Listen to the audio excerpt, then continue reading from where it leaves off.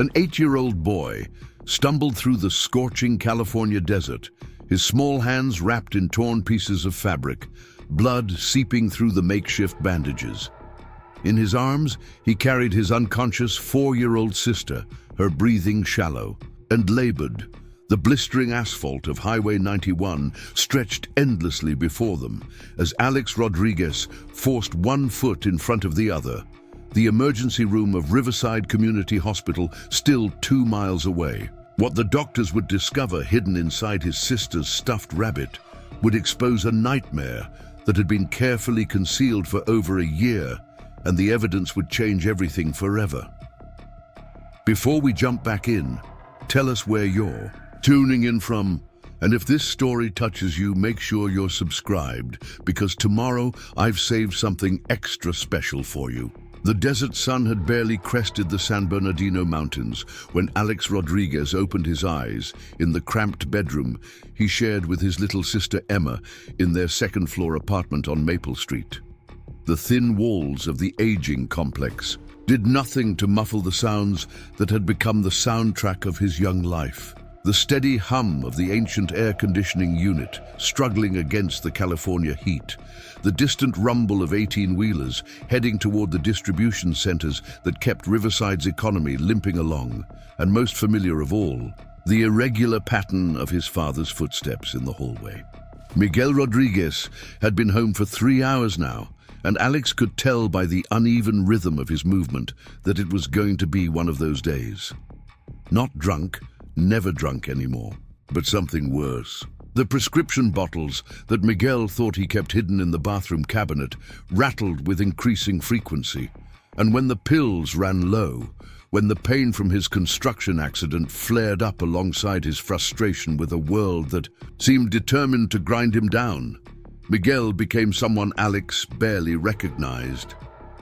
Alex slipped quietly from beneath his faded Dodgers comforter, a birthday gift from better times when his mother Carmen still lived with them, and Miguel still believed that hard work and determination could build a decent life for his family. That was before the accident at the Valley construction site, before the settlement money disappeared into medical bills and pain management, before Carmen packed her bags and drove to Las Vegas with a man who promised her stability that Miguel could no longer provide. Emma lay curled in her narrow bed across the small room, clutching Coco against her chest. The stuffed rabbit had once been a rich chocolate brown, but months of love and countless washes had faded him to a mottled tan. One of his button eyes hung loose, giving him a perpetually winking expression that never failed to make Emma giggle during their quiet moments together. To anyone looking, Coco appeared to be nothing more than a well-loved toy, but Alex knew the secret hidden within the rabbit's cotton stuffing. The tablet computer was ancient by modern standards, with a cracked screen and a battery that barely held a charge for more than an hour. Alex had found it in the dumpster behind Tony's Corner Market 3 months ago, discarded by someone who had upgraded to something newer and faster. But for Alex's purposes, it was perfect. The device still had a functioning camera and voice recording app, and most importantly, it was small enough to fit inside the special pocket Alex had carefully sewn into Coco's back, hidden beneath a seam that looked like ordinary manufacturing. Alex checked the tablet's battery level through the gap in Coco's seam. 43% remaining. He had been careful to charge it whenever Miguel left the apartment, using the outlet behind Emma's bed, where the cord would be hidden by her blanket. The device contained 12 files now, a digital diary of their lives that told a story Miguel would never want the world to hear. The first recording had been accidental. Alex had been trying to figure out how the camera app worked when Miguel had exploded over a phone call from his former supervisor at Valley Construction. The man had been checking on Miguel's recovery, offering him light duty work when he felt ready to return. But Miguel had interpreted the call as pity, as confirmation that everyone saw him as broken and useless. Alex had forgotten to stop recording, as his father launched into a tirade about ungrateful bosses and a system designed to destroy working men. When Alex discovered the file later that evening, he had been struck by how different Miguel sounded when captured by the tablet's microphone. In person, Miguel's anger was overwhelming, a force of nature that filled their small apartment with tension and fear. But on the recording, he sounded smaller, more desperate, like a man whose pain had twisted him into something he never meant to become.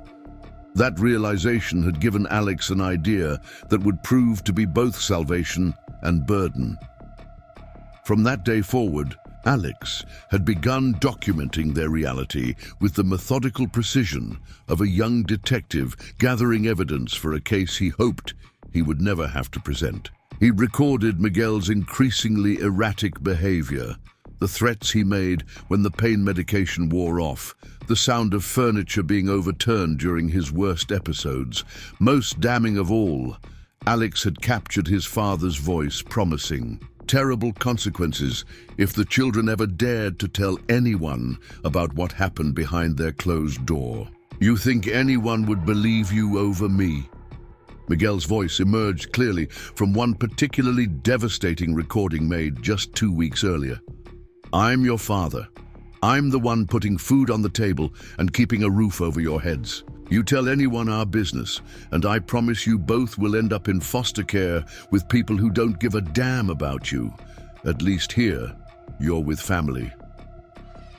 The threat had been made after Alex's teacher, Mrs. Patterson, had noticed the finger-shaped bruises on Emma's upper arm during a school assembly.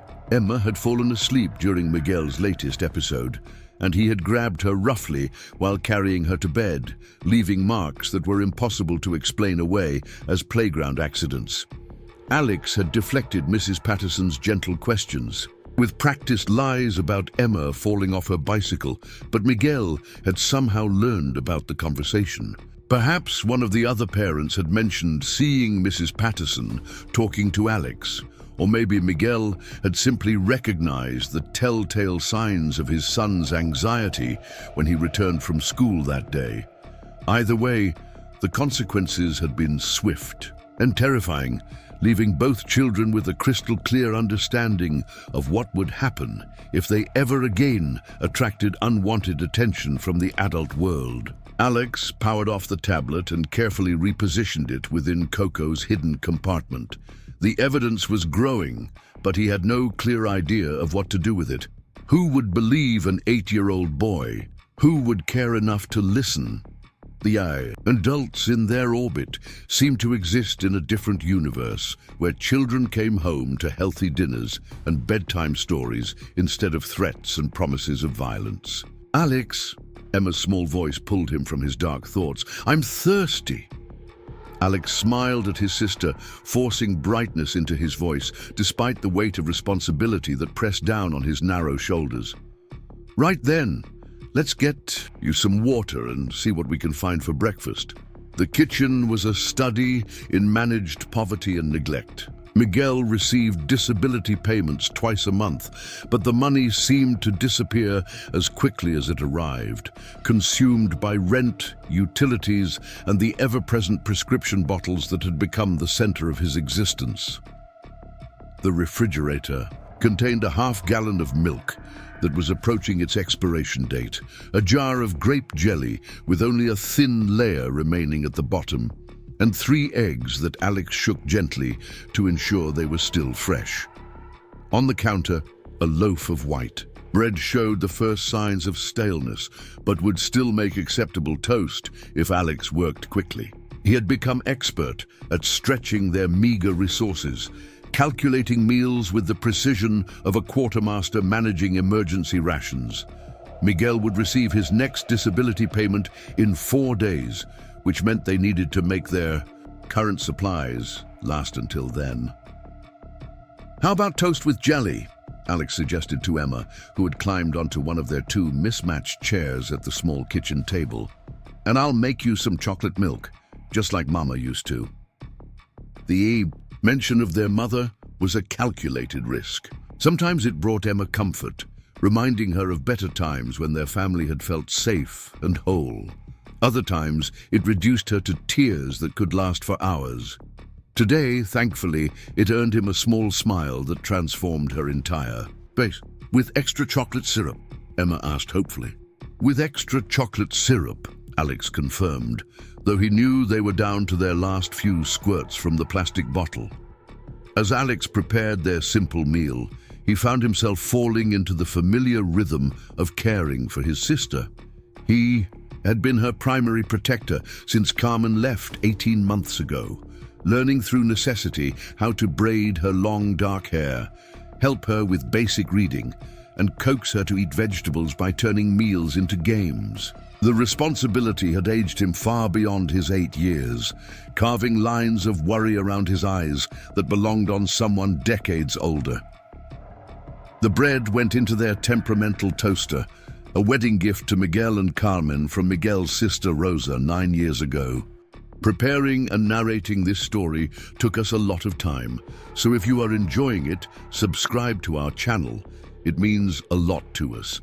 Now back to the story. The heating elements were unreliable, requiring a specific sequence of button presses and gentle taps to function properly.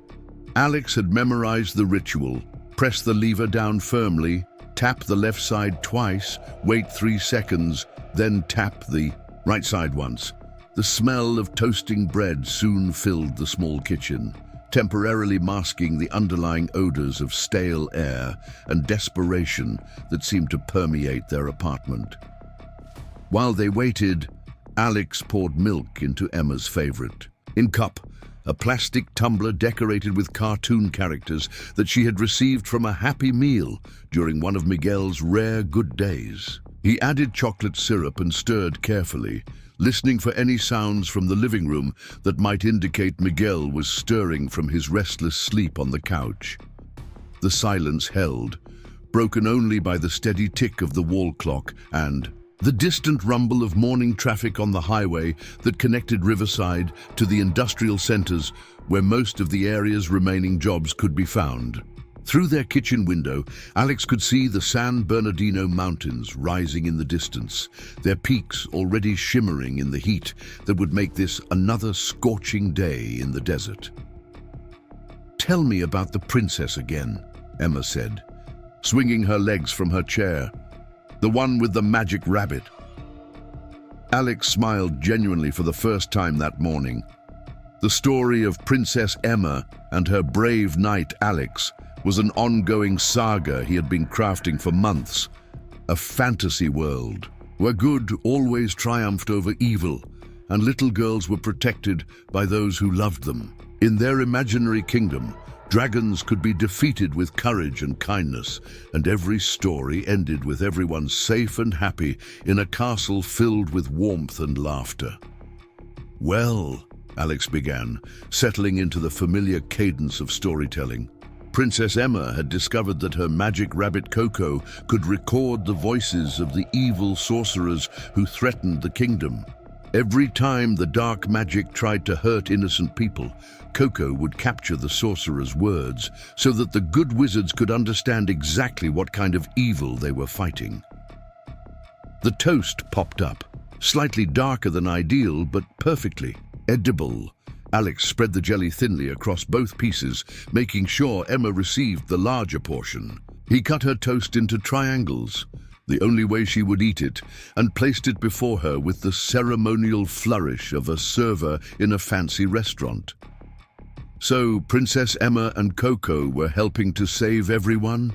Emma asked between careful bites. "The very best helpers," Alex confirmed, "because sometimes the most important magic is just telling the truth about what's really happening, even when it's scary to do it." Emma nodded approvingly, jelly smeared across her cheek in a sticky purple crescent. Alex reached over with a damp napkin and wiped it away, marveling at how such simple moments could feel so precious when they were stolen from the chaos that surrounded them. They ate in comfortable silence, each lost in their own thoughts. Alex's mind was already working ahead to the challenges the day would bring. Miguel would wake eventually, probably around noon if his pattern held true. He would be groggy and irritable from the pain medication, looking for someone to blame for the throbbing in his injured back and the bitter taste of failure that seemed to coat everything in their lives. Alex had learned to recognize the warning signs and had developed strategies for keeping Emma out of harm's way during these dangerous hours. The bathroom cupboard had a narrow space behind the water heater where Emma could hide with Coco and a small flashlight. The neighbor's balcony had loose boards that could be moved to create an escape route if necessary. These were survival skills no 8-year-old should need to master, but they had become as essential to Alex as reading and arithmetic. After breakfast, Alex helped Emma wash her face and hands in the kitchen sink. Their bathroom faucet had been running brown water for a week, another maintenance issue that Miguel couldn't be bothered to report to their landlord.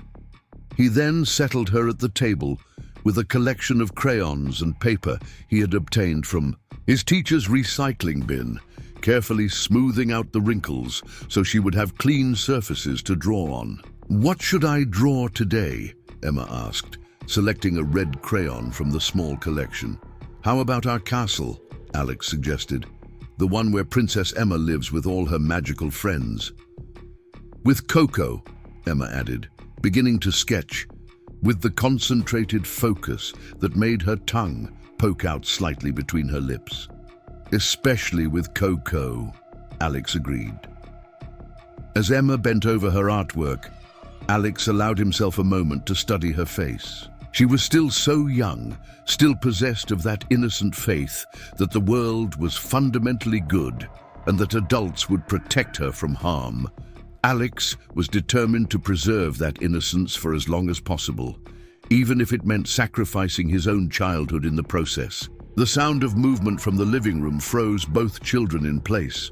Heavy breathing, the creak of couch springs under shifting weight, a muttered curse in Spanish. Miguel was stirring earlier than usual, which could mean any number of things. None of them good. Alex's mind immediately shifted into protective mode, calculating distances to hiding places and escape routes. "Emma," he whispered urgently, "take Coco and go to the safe spot, right now." Without question or complaint, Emma scooped up her stuffed rabbit and slipped from her chair. The safe spot was their code for the narrow space behind the water heater in the bathroom cupboard. It was cramped and uncomfortable, but completely hidden from view and muffled most sounds from the outside world. Emma could stay there for hours if necessary, with Coco for company and the small flashlight Alex had placed there for emergencies. The living room erupted in a string of profanity that mixed English and Spanish in creative combinations that would have impressed the roughest workers at the construction sites where Miguel had once earned his living. Miguel was awake, and from the tone of his voice, he was in the grip of one of his black moods, the dangerous times when his pain and frustration needed a target. Alex quickly cleared away the breakfast dishes, erasing any evidence that might provoke his father's anger. Crumbs were swept away. The jelly jar returned to its proper place in the refrigerator, the chocolate syrup bottle washed and dried. Every surface was wiped clean, every item returned to its designated position. Miguel had very specific ideas about how his home should be maintained, and any deviation from his unspoken rules could result in consequences that lasted for days. "Alex!" Miguel's voice bellowed from the living room, followed by the crash of something heavy hitting the floor. "Get in here, now!" Alex closed his eyes and took a deep breath, steeling himself for whatever was to come. He had learned through painful experience that hesitation only made things worse. Miguel's anger was like a flash flood in the desert. It would rage regardless of what Alex did or didn't do, but swift compliance sometimes shortened its duration. "Coming, Papa," Alex called back, his voice steady despite the fear churning in his stomach. He paused at the bathroom door and whispered through the cupboard panel, "Stay quiet, Princess. I'll come get you when the storm passes."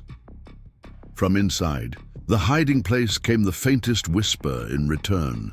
"Be careful, Alex." The living room was a war zone. Miguel had clearly swept everything from the coffee table in a fit of rage, sending prescription bottles, unpaid bills, and old newspapers cascading onto the carpet. He stood in the center of the chaos, swaying slightly, his face flushed with a combination of pain medication and raw fury. His work clothes from yesterday hung loosely on his increasingly thin frame, a stained polo shirt bearing the faded logo, of Valley Construction, and jeans that had seen better days. Miguel had been a strong man once, back when Carmen first fell for his easy smile and promises of building something lasting together. Now he looked like a scarecrow that had been left too long in the fields, hollow-eyed and brittle. The prescription, bottles scattered on the floor, told their own story of a man trying to numb pain that went far deeper than his injured spine. "Look at this mess," Miguel snarled, gesturing wildly at the scattered debris. "Look at how we're living. No wonder your mother ran off to Nevada with that pendejo. Who wants to live in a dump with a bunch of ungrateful kids?" Alex had heard this particular speech before, usually when Miguel's medication wasn't managing his pain effectively, or when bills arrived that he couldn't pay. The story always followed the same pattern. Miguel was the victim of circumstances beyond his control, while everyone else in his life had failed or abandoned him. The truth that Miguel himself had created most of their problems was never acknowledged. "I'll clean it up, Papa," Alex said quietly, already moving to collect the scattered items. "Sorry about the mess." It was always easier to apologize, even when he had done nothing wrong. Miguel needed to hear contrition, needed to feel that his authority was acknowledged and respected. The fact that Miguel himself had created the mess in his pain-fueled rage was irrelevant. What mattered was maintaining the delicate balance that kept their household from exploding into complete chaos. "You're damn right you'll clean it," Miguel muttered, dropping back onto the couch with a grunt of pain. "And when you're done with that, you can figure out what we're eating for dinner tonight. I'm tired of living like refugees in our own home." Alex continued cleaning as his father launched into a familiar rant about the unfairness of his situation. The workers' compensation payments weren't enough to cover their basic expenses. The doctors insisted his back injury was improving when Miguel could feel it getting worse every day. His former co-workers had stopped calling, probably relieved they didn't have to deal with his problems anymore. Carmen had taken the car when she left, stranding them in an apartment complex with no reliable transportation to job interviews. "I had 3 interviews lined up last month," Miguel continued, his voice taking on the self-pitying tone that Alex recognized as particularly dangerous. 3 different companies wanted to see me, but how am I supposed to get there?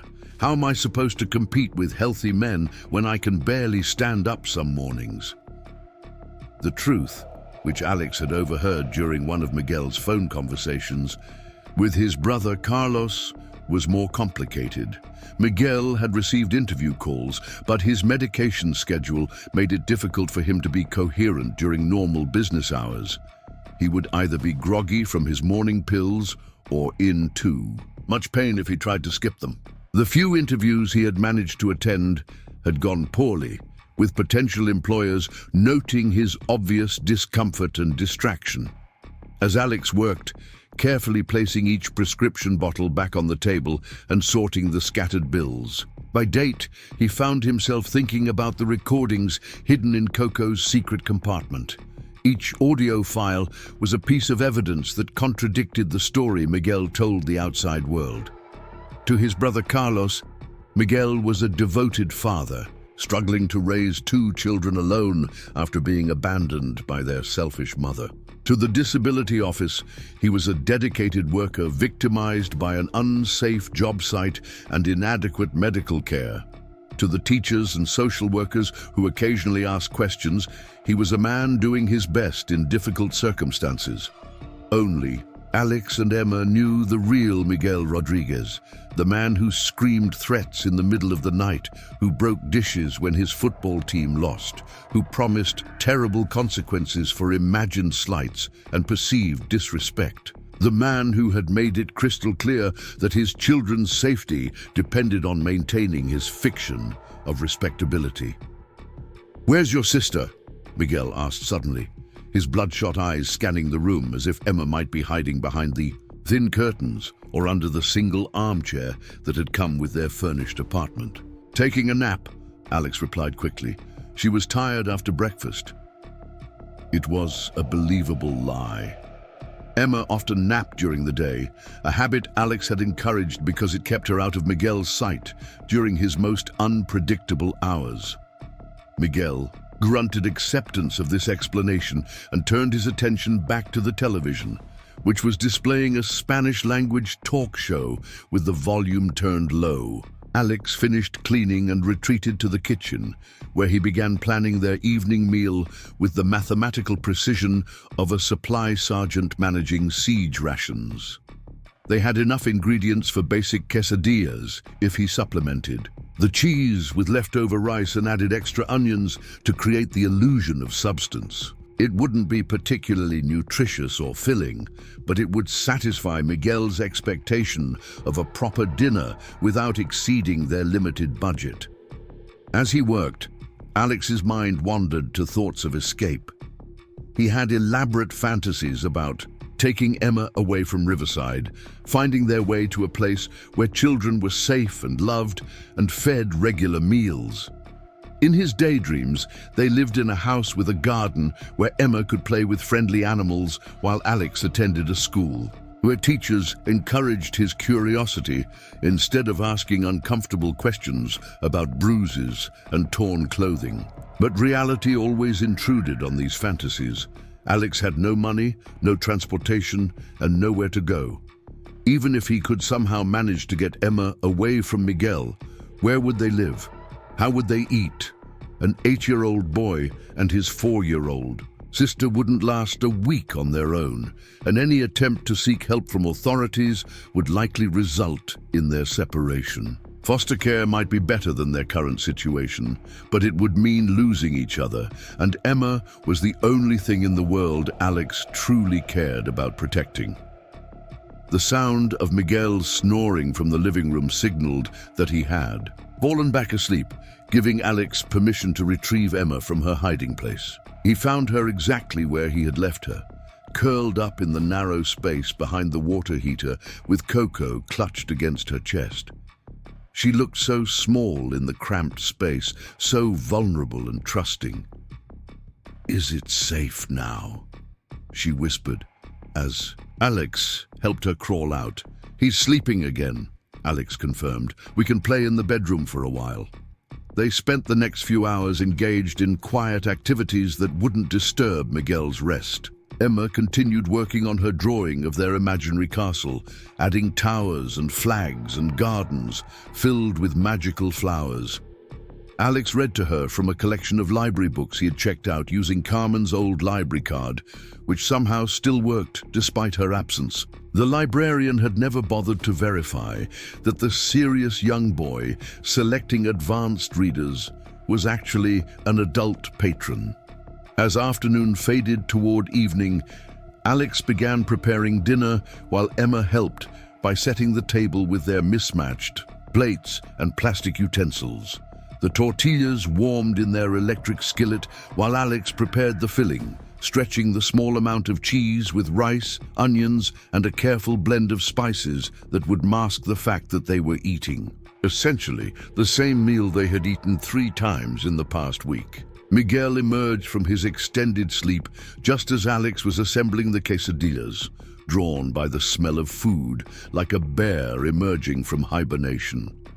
His mood seemed improved by rest and the prospect of a hot meal, and for a few precious minutes, their kitchen almost resembled a normal family gathering. "Smells good," Miguel admitted grudgingly, settling into his chair at the head of their small table. "What is it?" "Quesadillas with rice," Alex replied, serving generous portions onto each plate. "And there's hot sauce if you want it." Maybe I'll pick up some chicken tomorrow when I get my check, Miguel said, cutting into his quesadilla with more enthusiasm than he had shown for food in weeks. Make some proper meals for Sunday dinner. Alex nodded agreement, though he knew from experience that Miguel's good intentions often evaporated when faced with the reality of their budget constraints. Still, it was encouraging to see his father engaging with the idea of planning ahead, of providing for his family in ways that went beyond mere survival. They ate in relative peace, with Emma chattering quietly about her artwork and describing each tower and garden of her castle with the enthusiasm of an architect unveiling plans for a cathedral. Miguel even smiled once when she explained that the magic rabbit's job was to keep all the bad wizards away from the princess and her family. But Alex could see the warning signs building beneath his father's improved mood. Miguel's jaw muscles were tense, his grip on his fork tighter than necessary. He kept glancing toward the window as if expecting someone to appear, and his leg bounced restlessly under the table. These were all indicators that Miguel's temporary calm was giving way to the agitation that preceded his worst episodes. The pain medication created a cycle that Alex had learned to read like a weather map. For the first hour after taking his pills, Miguel would be relaxed, sometimes even pleasant. During the second hour, he would be functional, but increasingly irritable as the drugs reached their peak effectiveness. By the third hour, as the medication began to wear off, Miguel would become anxious and short-tempered. And in the fourth hour, when the pain returned with renewed intensity, he would be looking for reasons to pick a fight, hunting for grievances that justified his need to rage against the unfairness of his existence. After dinner, Alex quickly washed the dishes while Miguel retreated to the living room with a beer he had been saving for a special occasion. The television volume increased steadily as Miguel channel surfed through programs that failed to hold his increasingly scattered attention. Alex recognized the pattern. Within an hour, Miguel would be looking for someone to blame for his discomfort, for the persistent ache in his spine that no amount of medication seemed to completely eliminate.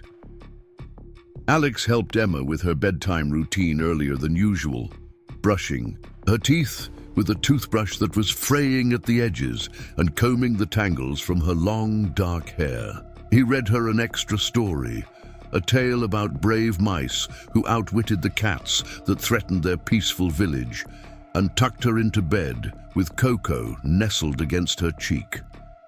"Will you sing the song?" Emma asked, her voice already drowsy with approaching sleep. Alex smiled and began humming the lullaby Carmen used to sing before her love turned to resentment and her nurturing transformed into escape. It was a simple melody, something Carmen had probably learned from her own mother, passed down through generations of women who understood that sometimes a gentle voice was the only protection they could offer their children. As Emma's breathing deepened into the steady rhythm of sleep, Alex remained sitting on the edge of her bed, watching over her like a guardian with tired eyes and worried hands. In the living room, Miguel's voice was growing louder, arguing with someone on the television who couldn't argue back. Soon, he would remember that he had children who could serve as more satisfying targets for his frustration. Alex reached under his mattress and checked that the tablet was fully charged and easily accessible. Tonight felt different somehow, more volatile than usual. Miguel's earlier calmness had been too perfect, too controlled. It felt like the stillness before a thunderstorm, when the very air seemed to vibrate with potential energy waiting to be released. The clock on their bedroom wall ticked toward 8 o'clock, and with each passing minute, Alex could feel the atmosphere in their small apartment growing more charged with tension. Miguel's voice carried clearly through the thin walls, no longer directed at the television, but muttering to himself in the rambling, circular patterns of a man whose thoughts were becoming increasingly disconnected from reality. Alex positioned, himself between Emma's bed and the door, ready to wake her and implement their emergency protocols if necessary. Coco sat on the bedside table, innocent and unassuming, containing within his cotton stuffing the evidence that might someday free them from this nightmare, if Alex could ever find the courage to share it with someone who had the power to help. Outside their window, the desert landscape of Riverside settled into another scorching evening, the mountains disappearing into heat haze as the sun began its descent toward the horizon. In homes throughout the area, families were gathering for evening meals and television programs. Children were being tucked into bed with kisses and promises of better days ahead.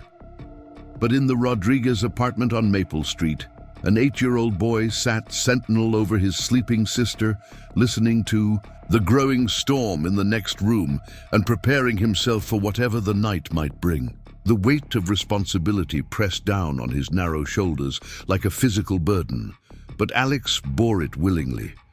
Emma needed him to be strong, to be brave, to be the protection their parents had failed to provide. In the distance, the evening call to prayer from the mosque on University Avenue carried across the sleeping neighborhoods, its Arabic verses mixing with the Spanish conversations drifting from other apartment balconies. Alex closed his eyes and made his own silent prayer, not for rescue, which seemed impossible, but for the strength to keep Emma safe through another night in their precarious existence. The storm was coming.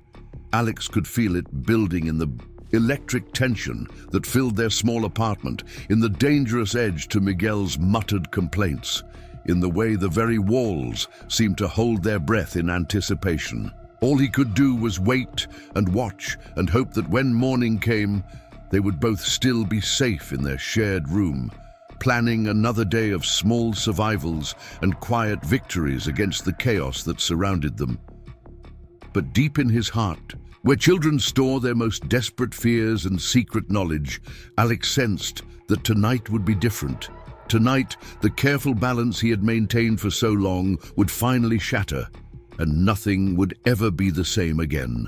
The explosion came without warning. Alex had been dozing fitfully in the chair beside Emma's bed when the crash of shattering glass jolted him fully awake. The sound reverberated through their thin walls like a gunshot, followed immediately by Miguel's voice roaring with a fury that made Alex's blood freeze in his veins. Worthless, absolutely worthless. Another crash. This time the ceramic lamp Carmen had bought at a garage sale years ago, the one with the painted hummingbirds that Emma had always admired. The sound of destruction mixed with Miguel's voice created a symphony of chaos that signaled the end of whatever restraint had been holding him together. Alex's heart hammered against his ribs as he calculated the danger. Miguel's voice carried a different quality tonight, something beyond his usual pain-fueled rage. This was the sound of a man whose last thread of control had finally snapped, whose carefully managed existence had collapsed under the weight of too much suffering and too little hope. Emma stirred in her bed, her small face creasing with worry. Even in sleep, Alex gently placed his hand on her shoulder, ready to wake her if they needed to implement their emergency escape plan. Through the bedroom wall, he could hear Miguel stumbling around the living room, his movements destructive and purposeless. 18 months I've been fighting this, Miguel's voice carried clearly through the apartment. 18 months of doctors and lawyers and insurance companies treating me like I'm some kind of criminal, like I wanted to get hurt, like I wanted my life to fall apart. Alex closed his eyes, recognizing the familiar pattern of Miguel's self-pity transforming into blame. It always followed the same progression. First, the anger at external forces, the medical system, the legal system, the companies that had failed him. Then the gradual focus inward until his rage found its inevitable target in his own family. "And for what?" Miguel continued, his voice rising to a shout. "So I could sit here rotting away while my own children look at me like I'm some kind of monster, So I could watch my family fall apart because I can't even provide basic necessities? The bedroom door burst open without warning. Miguel stood swaying in the doorway, his silhouette backlit by the harsh, fluorescent light from the hallway. Even in the darkness, Alex could see that his father had deteriorated further since dinner time. His polo shirt hung open, revealing the pale, sunken chest of a man who had forgotten how to take care of himself. His hair stuck up at odd angles, and there was something wild in his eyes that made Alex's stomach clench with fear. "Where is she?" Miguel demanded, his words slightly slurred but perfectly understandable. The medication and beer had combined to create a dangerous cocktail that stripped away his normal inhibitions. "She's sleeping, Papa," Alex whispered, positioning himself more firmly between Miguel and Emma's bed. "Please don't wake her. She's had a long day." "Don't tell me what to do in my own house," Miguel snarled, taking a step into the room. The smell of beer and stale sweat rolled off him in waves. "I want to talk to both my children. I want to explain some things about how the world really works." Alex had heard these explanations before. They usually involved long, rambling speeches about betrayal and disappointment, punctuated by increasingly aggressive questions about loyalty and respect. Miguel would work himself into a frenzy, talking about all the ways he had been wronged, until his need for validation became a demand for agreement that neither child could safely provide. "She's only 4, Papa," Alex said carefully. "Maybe in the morning when she's had her breakfast, and—" "Now!" Miguel roared, and Emma jerked awake with a small cry of terror. The sound of his sister's fear acted like a physical blow to Alex's chest. Emma sat up in bed, clutching Coco against her chest, her wide brown eyes darting between Alex and the looming figure of their father.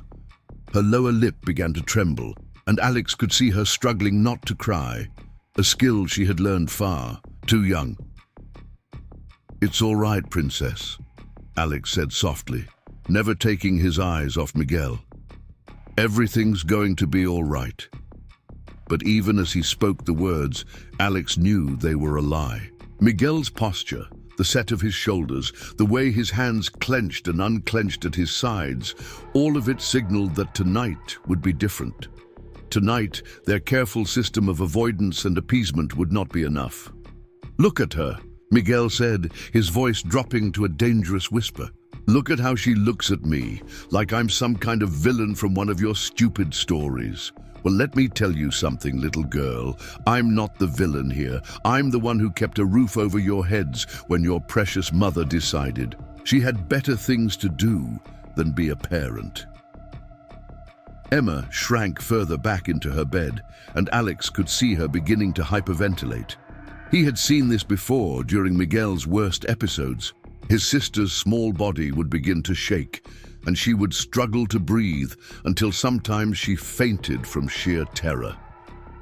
Alex moved closer to her bed, placing himself more directly between Emma and their father. "Papa, please," Alex said, his voice steady despite the fear clawing at his throat. "Let her go back to sleep. If you want to talk to someone, talk to me. I'm listening." Miguel's bloodshot eyes fixed on Alex with laser intensity. "Oh, you're listening, are you? That's rich. You think I don't know what goes on in this house? You think I don't see the way you look at me, the way you whisper with your sister when... You think I can't hear?" Alex's blood turned to ice. Had Miguel somehow discovered the recordings? Had he found the tablet hidden in Coco's secret compartment?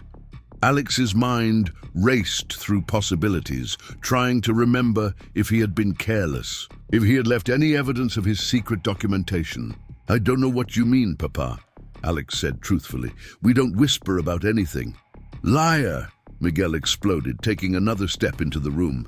"You're just like your mother. Sneaky, dishonest, always plotting behind my back. Well, I've had enough of it. Tonight we're going to have some honesty in this house. Tonight you're both going to learn some respect." Emma began to cry, small hiccuping sobs that she tried to muffle against Coco. The sound seemed to enrage Miguel further, as if her tears were a personal insult to his authority. "Stop that sniveling," he commanded. "I haven't even done anything to you yet, and you're already carrying on like some kind of drama queen, just like your mother, always the victim, never taking responsibility for anything." "She's scared," Alex said, his own fear beginning to transform into something harder and more dangerous. "She's just a little girl, and you're scaring her." The words were out before Alex could stop them, and he immediately realized his mistake. Miguel's face darkened with fury, and Alex saw his father's hand clench into a fist. "I'm scaring her," Miguel repeated, his voice deadly quiet. "I'm scaring her. Let me tell you what's scary, boy. What's scary is having ungrateful children who think they're better than their own father. What's scary is working your whole life to provide for a family that treats you like dirt."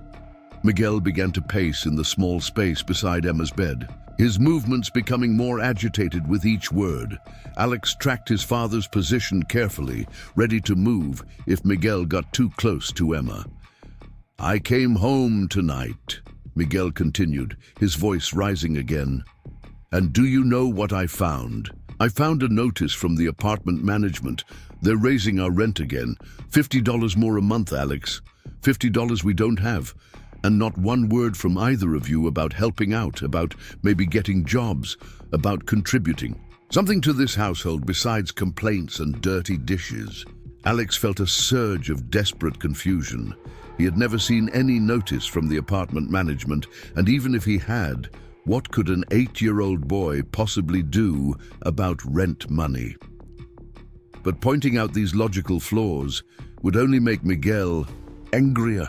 "I'm sorry, Papa," Alex said quietly.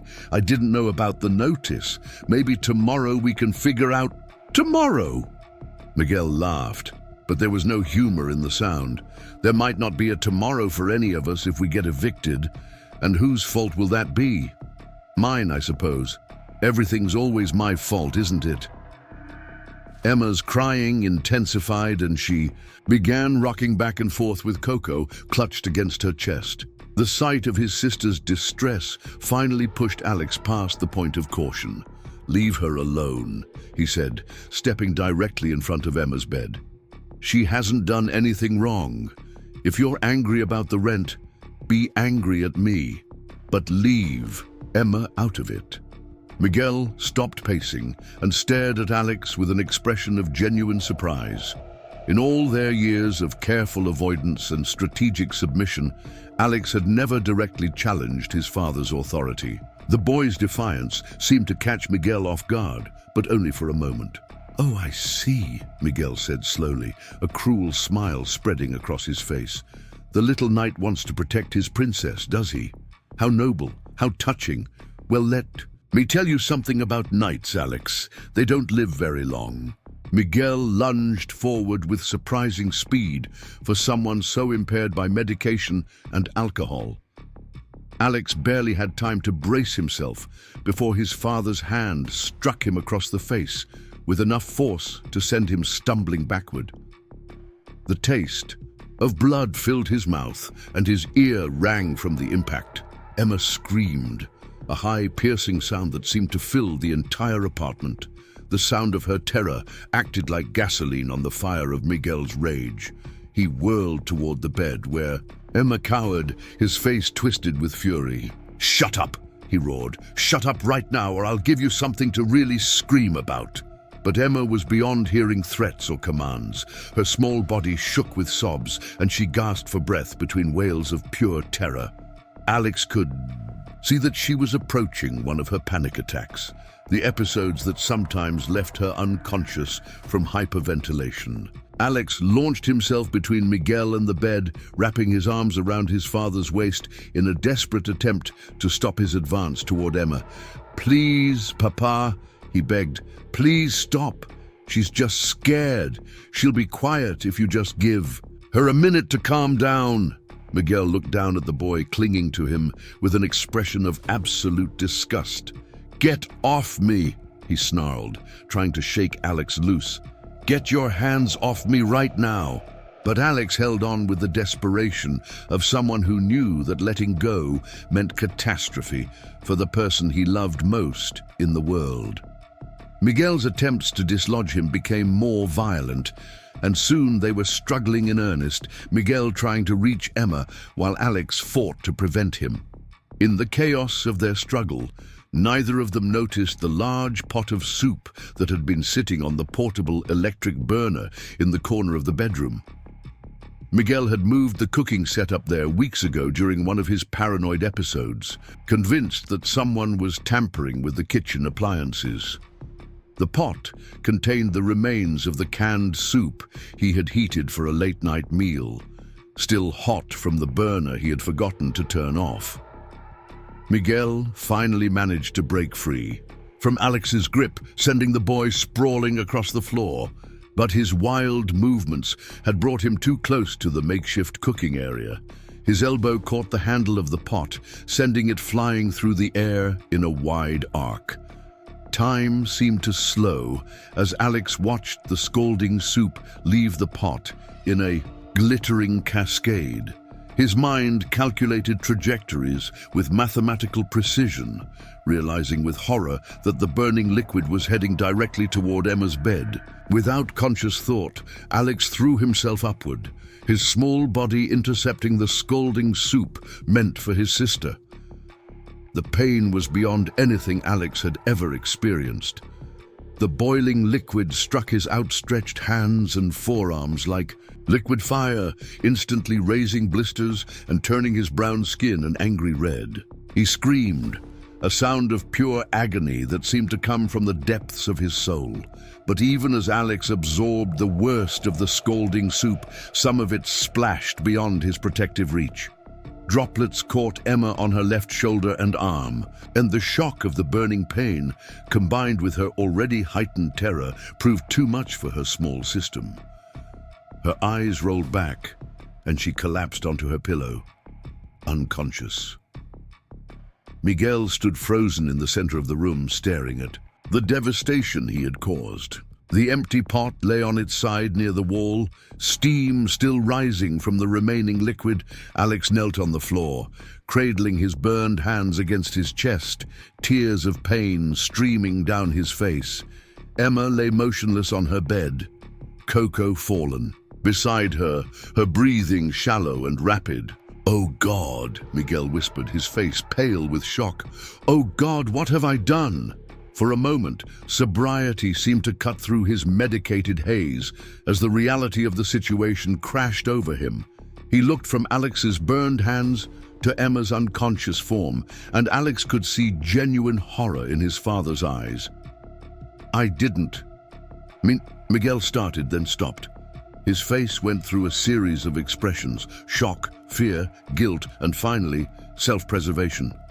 "This isn't my fault," he said, his voice growing stronger. "You grabbed me. You made me knock over the pot. This is your fault, Alex. You did this to your sister." Alex stared at his father through a haze of pain, unable to believe what he was hearing. Even now, faced with the evidence of what his rage had accomplished, Miguel was rewriting history to protect himself from responsibility. "You have to help her," Alex managed to gasp through gritted teeth. "She needs a doctor. She needs help." Miguel looked at Emma's still form, and Alex could see him calculating consequences. A trip to the hospital would mean questions, investigations, possible involvement from social services. Miguel's carefully maintained fiction of respectability would crumble under scrutiny. "She's fine," Miguel said, but his voice lacked conviction. "She just fainted. She'll wake up in a few minutes." "Look at her," Alex cried, struggling to his feet despite the agony in his hands. "Look at her breathing. Something's wrong." But Miguel was already backing toward the door, his face set in the stubborn expression Alex knew meant his father had made a decision that couldn't be changed by logic or pleading. "Clean this up," Miguel ordered, his voice regaining some of its earlier authority. "Get some ice on your hands and clean up this mess. And keep your sister quiet. I don't want to hear another sound from either of you tonight." "Papa, please." "Not another word," Miguel shouted. "I'm going out. When I come back, I want this room cleaned up and both of you in bed sleeping like normal children. And if anyone asks about this, anyone at all, you tell them you were playing with hot soup and had an accident. Do you understand me?" Alex stared at his father in disbelief. "You're leaving? You're just going to leave us here?" Miguel's face hardened. "I'm going to Tony's for a drink and some peace and quiet. Maybe when I come back, you'll have learned to show your father some respect." "What if Emma doesn't wake up?" Alex asked desperately. "What if she needs a hospital?" Miguel paused in the doorway, and for a moment Alex thought he saw a flicker of paternal concern cross his father's face. But it was gone so quickly that Alex might have imagined it. "She'll be fine," Miguel repeated. "Children are tougher than people think. She'll wake up with a headache and forget all about this by morning." With that, Miguel turned and walked away, leaving Alex alone with his unconscious sister and his burned hands and the terrible realization that no one was coming to help them. Alex listened to his father's footsteps moving through the apartment, the slam of drawers as Miguel searched for something. Probably money for Tony's bar, the rattle of keys, the bang of the front door closing. Then silence, except for the sound of Emma's shallow breathing and Alex's own ragged gasps of pain. The apartment felt different with Miguel gone. Not safer exactly, but emptied of its most immediate threat.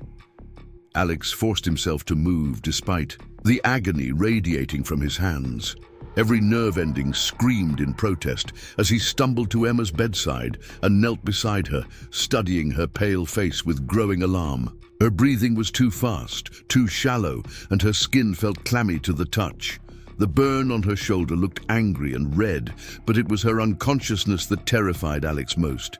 He had seen Emma faint before during Miguel's worst rages, but she had always awakened within minutes. This felt different, deeper, as if she had retreated so far from the pain and terror that she couldn't find her way back.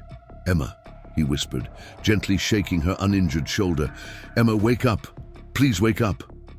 But Emma remained motionless, lost in whatever darkness had claimed her when the pain and fear became too much for her small body to bear. Alex looked around their destroyed bedroom with growing desperation. The phone in the living room had been disconnected months ago for non-payment. Their neighbors were either too distant or too afraid of Miguel to get involved in what they assumed were ordinary domestic disputes. The nearest hospital was 3 miles away through the dark streets of Riverside. That's when Alex remembered the tablet hidden in Coco's secret compartment. Moving as carefully as his burned hands would allow, Alex retrieved the stuffed rabbit from where it had fallen beside Emma's bed. His fingers, swollen and blistered, fumbled with the hidden seam until he managed to extract his precious evidence. The tablet's battery showed 28%, enough for an emergency call. But as Alex stared at the device, a terrible realization struck him. Calling for help would mean exposing everything. The ambulance crew would ask questions. There would be reports, investigations, and Miguel's threats about what would happen if Alex ever told anyone about their family's private business. But looking at Emma's still form, Alex realized that Miguel's threats no longer mattered. Nothing mattered, except getting his sister the help she needed. Alex's burned fingers struggled with the tablet's touchscreen. Each contact sent fresh waves of pain through his damaged nerve endings, but he managed to dial the 3 digits that every American child learned in school. 911. 911 Emergency Services, came the crisp voice of the operator. "What's your emergency?" "Ambulance," Alex gasped. "Please, I need an ambulance. My sister, she's hurt. She won't wake up." "All right, sweetheart, I'm connecting you now. Stay on the line." The wait felt like hours, though it was probably only seconds. Alex used the time to study Emma's condition more carefully, noting the rapid rise and fall of her chest, the way her eyelids fluttered without opening, the angry red mark on her shoulder where the boiling soup had caught her. "Riverside Emergency. Medical Services," came a new voice, female and professionally calm. "What's your emergency?" "My sister," Alex said, fighting to keep his voice steady. "She's 4 years old and she won't wake up. She got burned with hot soup and then she collapsed. I can't get her to wake up." "I see. Can you tell me your address, please?" Alex rattled off their address on Maple Street, his voice getting stronger as he focused on the practical details of getting help for Emma. "Good job. Now can you tell me what happened? How did your sister get burned?" Alex hesitated, Miguel's threats echoing in his memory, but one look at Emma's pale face made his decision for him. "My papa," Alex said quietly. "My papa was angry, and he knocked over a pot of hot soup. It was an accident, but it spilled on us.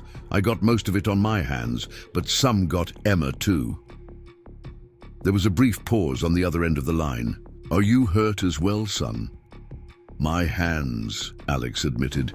"They're burned pretty bad, but Emma's worse. She hit her head when she fell, and she won't wake up. I've been trying for 20 minutes.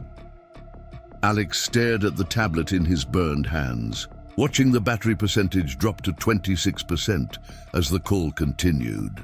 The emergency operator's voice had become increasingly urgent as she tried to get more information about their situation, but Alex's answers were becoming scattered as the pain from his injuries made it difficult to concentrate. "Sweetheart, I need you to listen to me very carefully," the operator was saying. "The ambulance is going to take about 15 minutes to reach you. That's a long time, I know, but the nearest unit is coming from across town. Can you stay on the phone with me until they arrive?" 15 minutes. Alex looked at Emma's motionless form and felt something cold settle in his stomach. Her breathing seemed to be getting more labored, and there was a grey pallor to her skin that frightened him more than anything else that had happened tonight. "Mom," Alex said, his voice barely above a whisper. "I don't think she can wait. 15 minutes. Something's really wrong with her breathing." There was a longer pause this time, and Alex could hear the operator conferring with someone in the background. When she returned to the line, her voice carried a new urgency.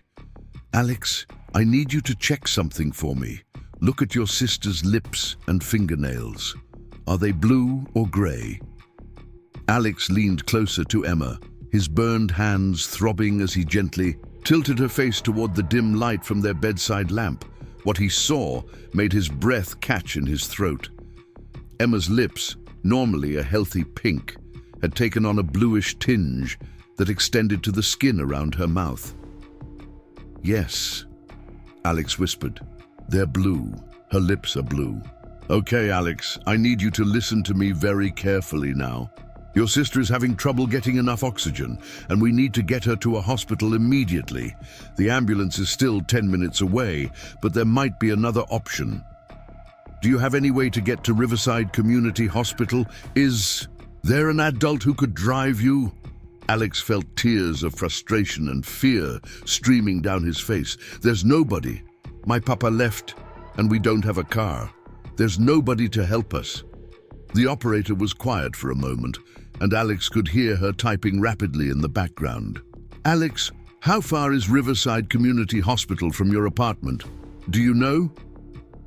Alex thought about the route he had walked dozens of times with Emma when they needed to visit the free clinic for immunizations. "About 3 miles, I think, maybe a little more." "That's too far to carry your sister, sweetie. You need to wait for the ambulance." But Alex was no longer listening to the operator's words. 3 miles. He had walked that distance before, many times, usually when Miguel needed them out of the apartment for extended periods. Alex was small for his age, but he was strong. From years of caring for Emma, carrying her when she was tired, lifting her onto playground equipment, holding her during Miguel's worst rages. "Alex, are you still there?" The operator's voice seemed to come from very far away. "I have to go," Alex said quietly. "I have to get her to the hospital myself." "Alex, no! You can't carry your sister 3 miles with burned hands. You need to wait for..." Alex ended the call and powered off the tablet to conserve what little battery remained. The silence in their bedroom was broken only by Emma's increasingly labored breathing and the distant sound of traffic on Highway 91. Alex looked at his sister's pale face and made a decision that would define the rest of his life. Moving as quickly as his injuries allowed, Alex gathered the supplies he would need for the journey. He wrapped his burned hands in clean dish, towels from the kitchen, ignoring the fresh waves of pain that shot up his arms. He filled a plastic water bottle and tucked it into the small backpack he used for school. Most importantly, he carefully positioned Coco with the hidden tablet back into Emma's arms, knowing that the evidence contained within the stuffed rabbit might be their only protection against Miguel's lies. Alex gently lifted Emma from her bed, marveling at how light she felt in his arms, despite his injuries. She was unconscious but breathing, her small body warm against his chest. He had carried her before during games and emergencies, but never like this, never with such desperate purpose. The hallway outside their apartment was empty, lit only by a single fluorescent bulb that flickered intermittently. Alex made his way down the stairs as quietly as possible, not wanting to attract attention from neighbors who might try to stop him or, worse, call Miguel to report what they had seen. The night air hit them like a physical blow as Alex pushed through the building's front door. Even at 10 o'clock in the evening, the temperature was still hovering near 90 degrees, and the asphalt retained the heat of the day like a giant griddle. Alex had not considered the challenge that the desert heat would add to his journey, but there was no turning back now. The streets of Riverside at night were a mixture of harsh streetlights and deep shadows. Traffic was light on the residential roads, consisting mainly of service vehicles and the occasional late-shift worker heading home from the distribution centers. Alex kept to the sidewalks when they existed and walked on the shoulder when they didn't, Emma's weight growing heavier with each step. After the first quarter mile, Alex's arms began to burn from more than just his scalded hands. Emma's unconscious form was a dead weight that pulled at his shoulders and strained his back. But every time he considered stopping to rest, he would look at her pale face and find the strength to continue. The route to Riverside Community Hospital took them through some of the poorest neighborhoods in the city. Apartment complexes similar to their own lined the streets, interspersed with vacant lots and small businesses protected by security gates and razor wire. A few people were visible in the pools of light beneath street lamps, but most paid no attention to the small boy carrying his sister through the night. By the half-mile mark, Alex's makeshift bandages were beginning to slip, and he could feel fluid from his blisters soaking through the dish towels. The pain was constant now, a burning ache that seemed to radiate from his hands through his entire body. But Emma's breathing remained his primary concern, and it seemed to be getting worse, rather than better. Alex began talking to his unconscious sister as he walked, partly to keep himself motivated and partly because he hoped his voice might somehow reach her wherever she had retreated. "Remember the story about Princess Emma and the magic rabbit?" he whispered as they passed beneath a streetlight. "Well, tonight the princess and Coco are going on their biggest adventure yet. They're traveling to a special castle where healing wizards live, wizards who know exactly how to help princesses who have been hurt by evil sorcerers." The fantasy helped Alex focus on something other than the growing pain in his hands and arms. With each step, he elaborated on the story, describing the brave journey through the desert kingdom, the challenges they would face, and the magical healing that awaited them at the castle. At the 1-mile mark, Alex had to stop and rest. His legs were shaking from exhaustion, and his vision was beginning to blur from pain and dehydration. He carefully lowered Emma to a bus stop bench, supporting her against his chest to keep her airway clear. In the harsh light of the bus stop, Alex could see that Emma's condition was deteriorating. The blue tinge around her lips had become more pronounced, and her breathing was so shallow that he had to watch carefully to see her chest rise and fall. Panic began to claw at Alex's throat as he realized that 3 miles might as well be 300 for a burned 8-year-old carrying his unconscious sister. That's when Alex heard the sound of an approaching vehicle. A pickup truck was slowing as it approached the bus stop, and Alex felt a moment of hope that perhaps someone would offer them help. But as the truck pulled to the curb, Alex recognized the faded Valley Construction logo on the door panel, and his hope turned to terror. Miguel stepped out of the passenger side of the truck, swaying slightly, but clearly more sober than when he had left their apartment. Behind the wheel, Alex could see Miguel's friend Carlos, a man whose loyalty to family outweighed his better judgment when it came to Miguel's parenting methods. "What the hell do you think you're doing?" Miguel demanded, his voice carrying across the empty street. "I come home to an empty apartment, and now I find you out here in the middle of the night, like some kind of runaway."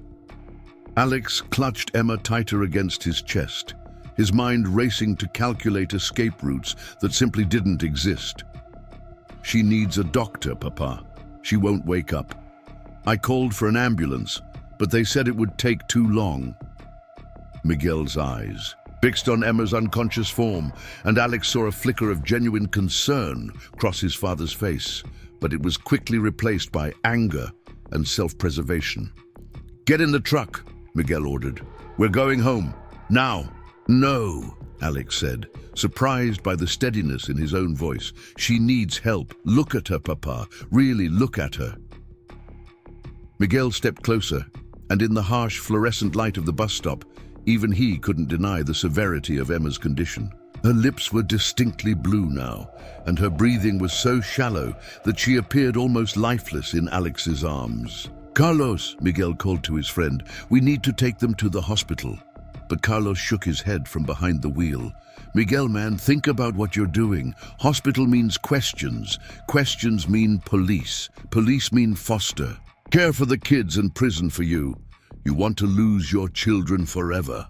Alex watched his father's face as Carlos's words sank in. He could see Miguel weighing his options, calculating risks and consequences while his daughter's life hung in the balance. The medication and alcohol had impaired Miguel's judgment, but they hadn't eliminated his survival instincts. "She'll be fine," Miguel said finally, but his voice lacked conviction. "Kids are tough. She just needs to sleep it off." "She's not breathing right," Alex shouted, his voice echoing off the empty buildings around them. "Can't you see she's not breathing right?" Miguel's face hardened at his son's public defiance. "Get in the truck, Alex. That's an order." But Alex was already moving, clutching Emma against his chest and stepping away from the bus stop. "No, I'm taking her to the hospital." "You're 8 years old," Miguel exploded. "You can't carry her 2 more miles in your condition." "Watch me," Alex said quietly, and began walking toward the hospital. Behind him, he could hear Miguel and Carlos arguing in rapid Spanish. But what to do next? Carlos was urging Miguel to force the children into the truck and take them home, while Miguel seemed torn between protecting his secret and protecting his daughter. Alex had made it almost a full block when he heard footsteps behind him. He turned to see Miguel approaching alone, his face a mixture of rage and desperation. "You're going to get us all in trouble," Miguel hissed, reaching for Emma. "Give her to me. I'll carry her home." "No!" Alex pulled away, nearly losing his balance from Emma's weight. "She needs doctors, not more lies." Miguel lunged forward to grab Emma from Alex's arms, but his coordination was still impaired by alcohol and medication. As he grabbed for his daughter, his hand caught the strap of Alex's backpack, pulling the boy off balance and sending both children tumbling toward the pavement. Alex twisted his body as they fell, using himself as a cushion to protect Emma from the impact. His burned hands struck the asphalt with enough force to tear through his makeshift bandages, sending fresh waves of agony through his already damaged nerve endings. But Emma landed safely against his chest, still unconscious but unharmed by the fall. Miguel stood over them, his face twisted with frustration and fear. "Look what you made me do," he shouted. "Now you're both hurt worse than before." Alex struggled to his feet, cradling Emma against his chest despite the fresh blood seeping from his reopened burns. "I didn't make you do anything, Papa. I'm trying to save her life." Something in Alex's voice, perhaps the quiet dignity with which he spoke despite his obvious pain, seemed to reach Miguel on a level deeper than medication or self-preservation.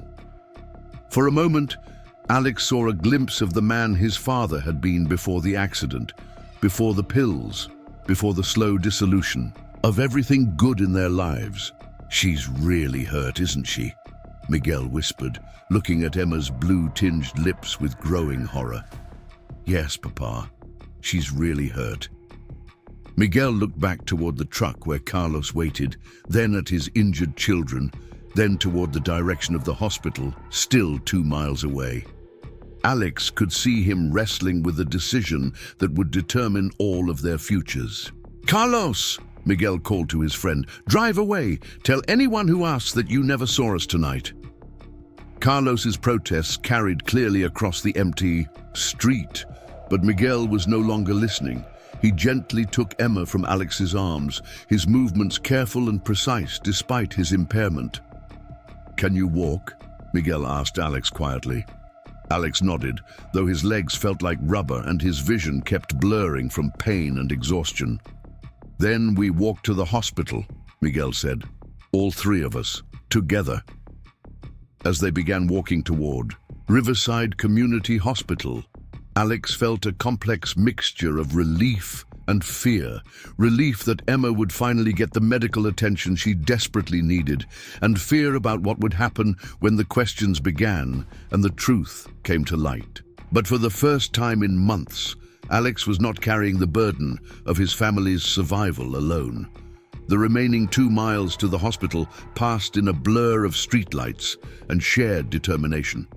Miguel proved surprisingly capable of carrying Emma despite his condition, and Alex found reserves of strength he didn't know he possessed. They walked in silence through the empty streets, 2 generations of Rodriguez men united in their desperate mission to save the little girl who represented everything good that remained in their shattered family.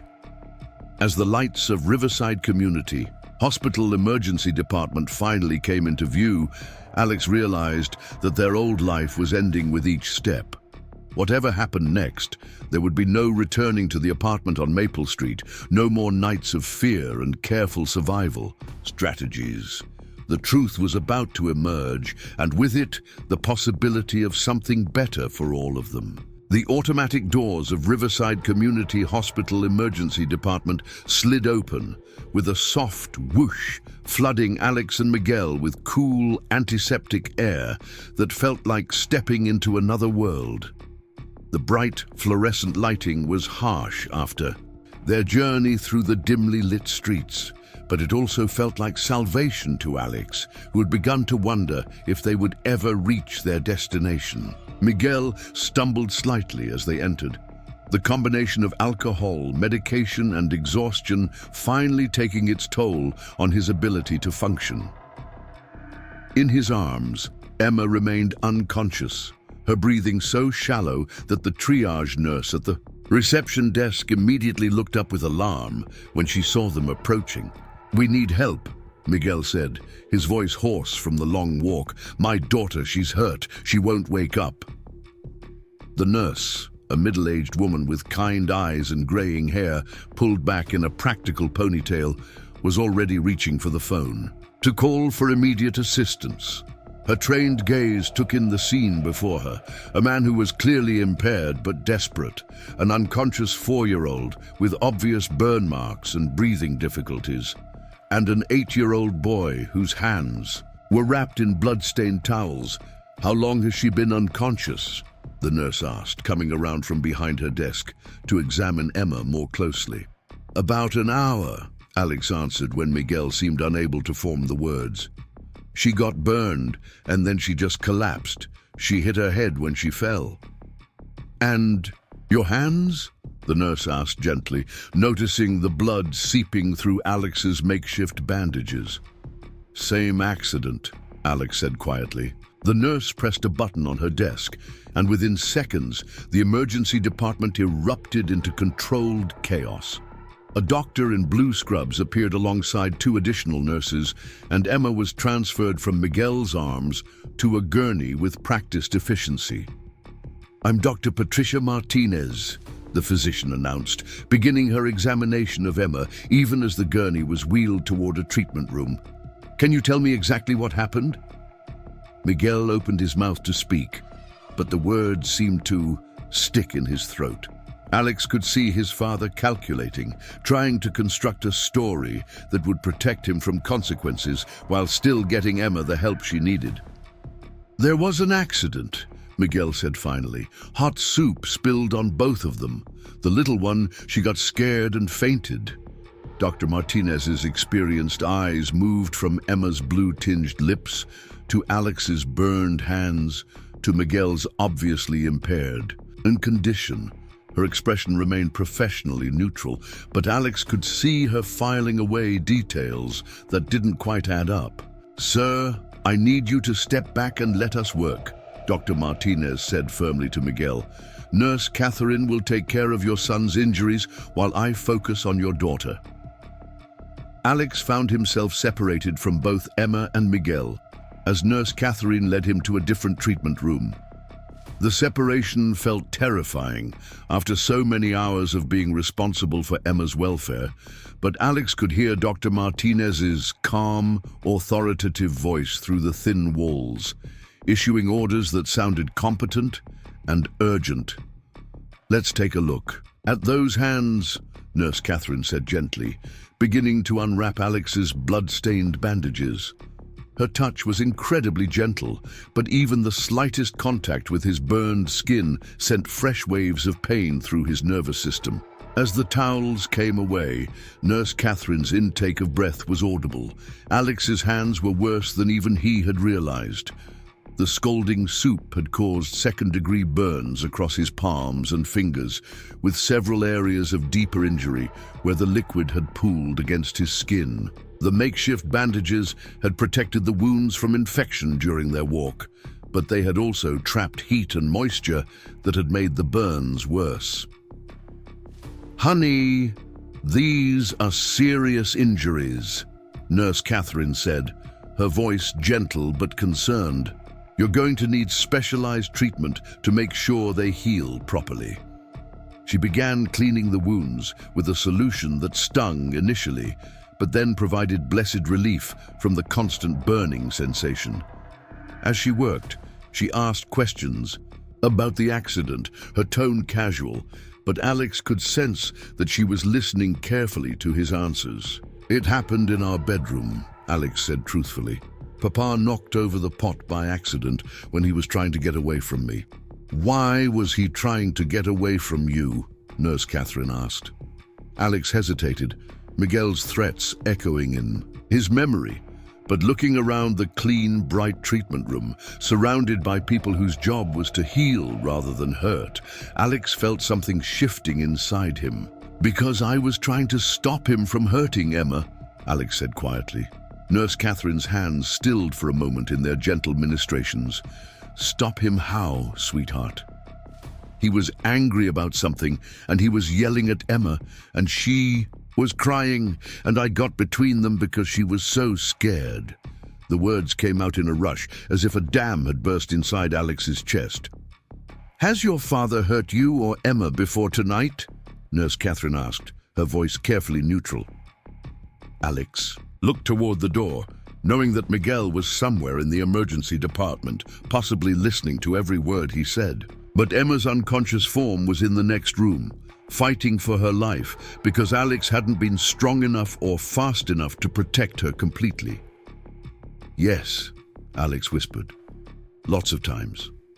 Nurse Catherine nodded and continued cleaning Alex's wounds, but he could see her exchanging glances with Dr. Martinez, who had appeared in the doorway. The two medical professionals communicated with the kind of silent understanding that came from years of dealing with situations exactly like this one. "Alex," Dr. Martinez said, stepping into the room, "your sister is stable now. We've given her oxygen and medication to help her breathe better, and she's already starting to respond. But I need to ask you some important questions about what happened tonight." "Is she going to be okay?" Alex asked, relief flooding through him so intensely that he felt dizzy. "She's going to be fine," Dr. Martinez assured him. "The burn on her shoulder will heal completely, and while she has a mild concussion, there's no sign of serious brain injury. You did exactly the right thing bringing her here when you did." Alex felt tears streaming down his face, not from pain this time, but from the overwhelming relief of knowing that Emma would recover. All the agony of the walk, all the fear and desperation had been worth it if Emma would be okay. "Now," Dr. Martinez continued, "I need you to tell me the truth about what happened tonight, and I need you to know that telling the truth won't get you in trouble. Our job is to help you and Emma, not to punish you for being honest." Alex looked between the two medical professionals, seeing only genuine concern and compassion in their faces. For the first time in months, he was surrounded by adults whose primary interest was his welfare rather than their own protection. "My papa has been hurting us since my mama left," Alex said, his voice growing stronger with each word. "He takes pills for his back, and when they don't work right, he gets angry and breaks things and hits us. I've been recording him when he does it, saving the files on a tablet computer hidden in Emma's stuffed rabbit." Dr. Martinez and Nurse Catherine exchanged another significant look. "Where is this stuffed rabbit now?" Dr. Martinez asked. "With Emma. His name is Coco, and the tablet is sewn into a secret pocket in his back. There are 12 recordings of Papa threatening us and hurting us." "Alex, that was very brave of you to document what was happening," Dr. Martinez said. "Those recordings are going to help us make sure you and Emma are safe from now on." As if summoned by their conversation, a police officer appeared in the doorway. She was a tall woman with kind eyes and graying hair, wearing the tan uniform of the Riverside County Sheriff's Department. "I'm Deputy Sandra Williams," she announced. "I understand we have a situation here that needs investigation." Dr. Martinez quickly briefed Deputy Williams on Emma and Alex's medical conditions and the preliminary information they had gathered about the night's events. Alex watched the police officer's face as she absorbed the details, noting how her expression grew more serious with each piece of information. "Alex," Deputy Williams said, settling into a chair beside his treatment bed, "I'm going to need you to tell me everything that happened tonight, starting from the beginning. Take your time and don't worry about getting every detail perfect. Just tell me what you remember." For the next 30 minutes, Alex recounted the entire story of their evening, from Miguel's early awakening through their confrontation in the bedroom to their desperate walk to the hospital. Deputy Williams listened without interruption, occasionally making notes, but mostly just giving Alex her complete attention. When Alex finished his account, Deputy Williams was quiet for a moment before speaking. "Alex, you mentioned recordings hidden in your sister's toy. Would you be willing to show me those recordings?" Alex nodded, and Deputy Williams accompanied him to Emma's treatment room.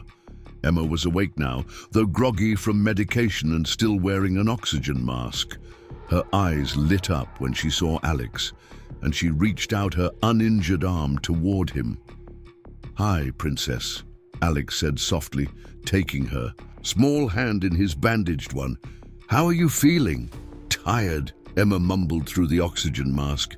"And my shoulder hurts." "The doctors gave you medicine to help with the pain," Alex explained, "and they're going to make sure you get all better." With Emma's permission, Alex carefully extracted the tablet from Coco's secret compartment. The device still had enough battery life to play the recorded files, and Deputy Williams listened to several of them with an expression of growing anger and determination. Miguel's voice emerged clearly from the tablet's small speaker, slurred with medication, but unmistakably threatening. "You think anyone cares about what happens to you? You're nothing without me. And if you ever tell anyone our business, I'll make sure you both disappear where nobody will ever find you." The recording continued, with sounds of furniture being overturned and Miguel's increasingly violent promises about what would happen if the children ever sought help from outside authorities. Even in the safety of the hospital room, surrounded by caring adults, the sound of Miguel's rage made both children instinctively move closer together. "Where is your father now?" Deputy Williams asked when the recording ended. "In the waiting room, I think," Alex said. "He walked with us to the hospital." Deputy Williams nodded and stepped out of the room to coordinate with her colleagues. Within minutes, Alex could hear raised voices from the direction of the waiting area, followed by the unmistakable sound of someone being placed under arrest. Dr. Martinez returned to Emma's room with news that would change their lives forever.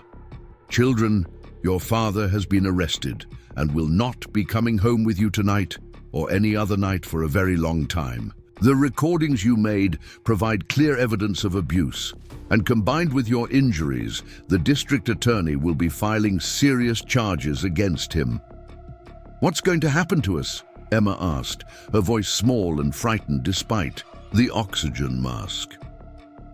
"You're going to be placed with a family who specializes in caring for children who have been through difficult experiences," Dr. Martinez explained.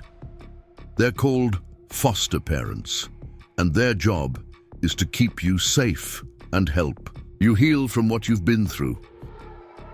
A new person entered the room then, a woman in her 50s with short grey hair and a warm smile. She wore casual clothes rather than a uniform, but carried herself with the quiet authority of someone accustomed to handling crisis situations. "Hello, Alex and Emma," she said. "My name is Patricia Kim, and I'm a social worker with Riverside County Children's Services. I'm here to help you figure out what happens next." Ms. Kim settled into a chair beside Emma's bed and began explaining the process that would unfold over the coming days and weeks. There would be temporary placement with an emergency foster family while more permanent arrangements were made. There would be counseling to help them process their traumatic experiences. Most importantly, there would be legal protections to ensure that Miguel could never hurt them again. "Will we stay together?"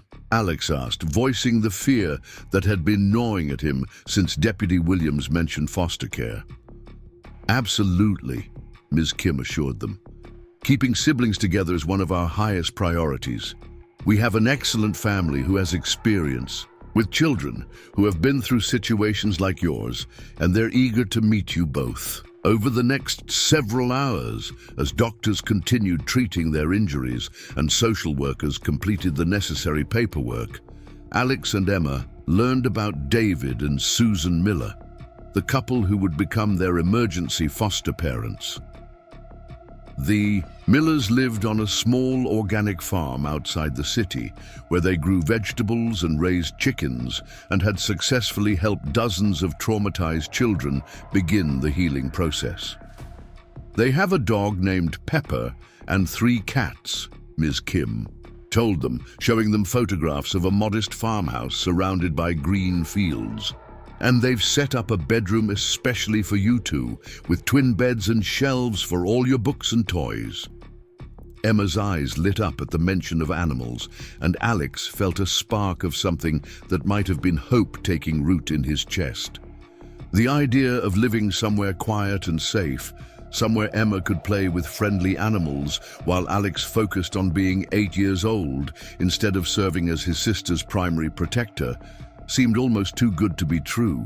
As dawn broke over the San Bernardino Mountains, painting the desert sky in shades of pink and gold, Alex and Emma were discharged from the hospital into the care of the Millers. Their injuries would heal completely with proper care, Dr. Martinez assured them, and the emotional wounds would fade as well, given time and the right support. The drive to the Miller farm took them through landscapes Alex had never seen before. Rolling hills covered in green crops and groves of citrus trees that stretched toward distant mountains. It was a different world from the urban poverty of Riverside, a place where the air smelled of growing things rather than exhaust fumes and industrial chemicals. David Miller was a quiet man with gentle hands and eyes that crinkled when he smiled. Susan Miller had the kind of laugh that made everyone around her feel instantly welcome. Their farmhouse was exactly as it had appeared in the photographs, but somehow more welcoming in person, with a wide front porch and flower boxes overflowing with colorful blooms. "Welcome home," Susan said as they climbed the front steps, and, for the first time in their lives, both children understood what the word really meant. In the months that followed, Alex and Emma began the slow process of learning to be children rather than survivors. They attended counseling sessions with Dr. Rachel Thompson, a specialist in childhood trauma who helped them understand that what they had experienced was not their fault, and that healthy adults did not hurt the children in their care. Alex discovered that he had a remarkable talent for art, his drawings capturing not just visual details, but emotional truths about healing and hope.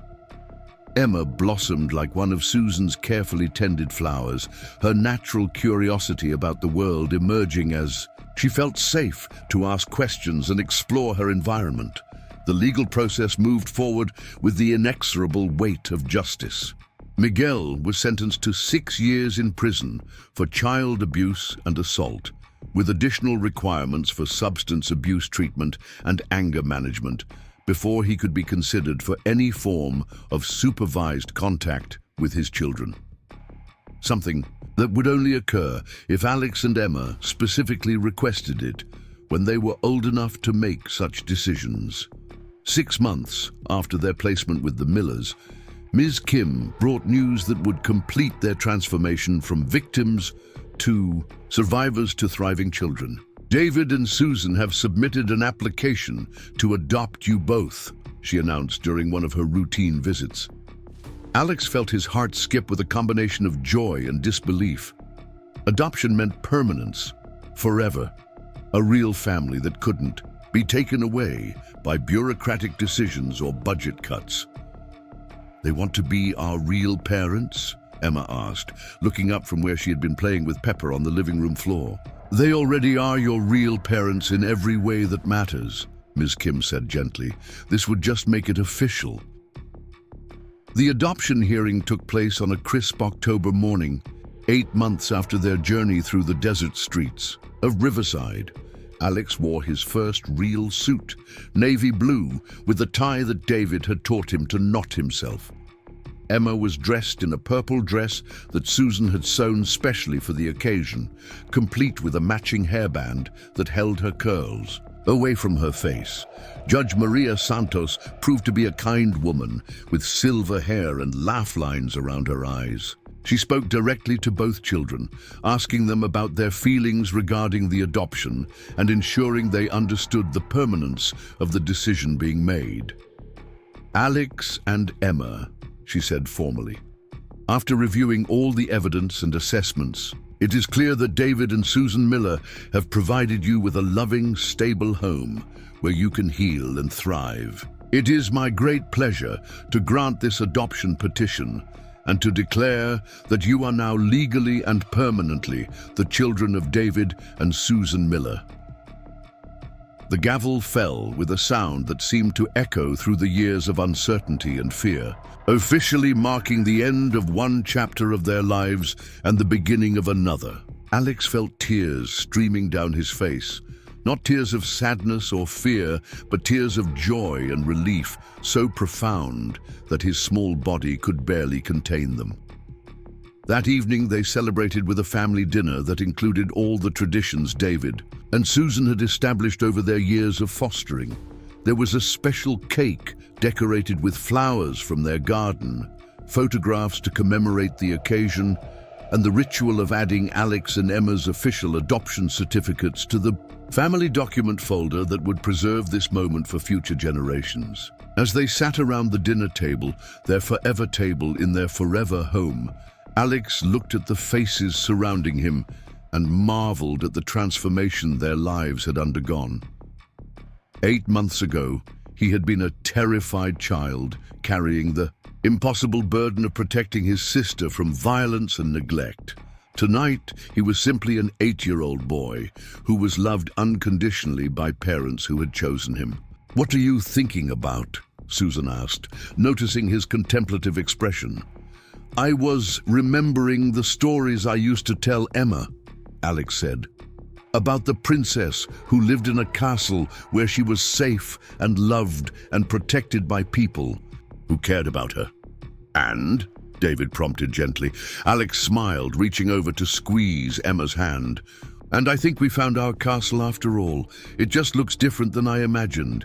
Better somehow, more real." Emma giggled, her face bright with contentment. "And we have the best animals ever," she said, looking meaningfully at Pepper, who was sprawled beneath the table hoping for dropped morsels. "He's fuzzy and gentle, and he never gets angry." David and Susan laughed, and the sound filled their home with the warmth that comes from genuine happiness shared among people who choose to love each other.